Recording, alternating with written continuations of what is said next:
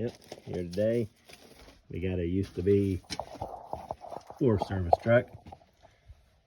Went picked it up and it had been rat attacked, and the guy told me that all it needed repaired was injector wires for 3 injectors. They were all 8 off flush, and I got some donor connectors. It's good to have donor vehicles around, and we just crimped those in there, and the intake air had to replace it.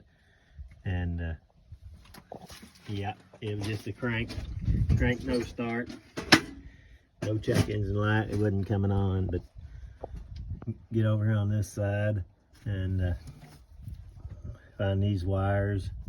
Goes to the map sensor, and there's one feed for the idle air control. And I checked the crank sensor. Wires are all good on it. But here's one.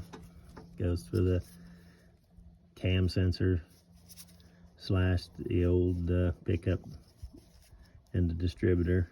And yep, when the old rat chewed the wires in two, he opened them and shorted them at the same time.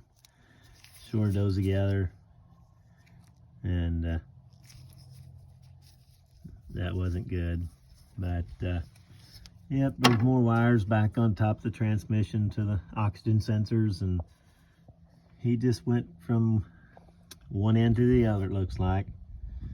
So don't ever give somebody a quote on what it's going to cost to fix rat damage, unless you just give them a way overpriced rate, because you never know what you're going to run into. So we got to get back at it. Like and subscribe.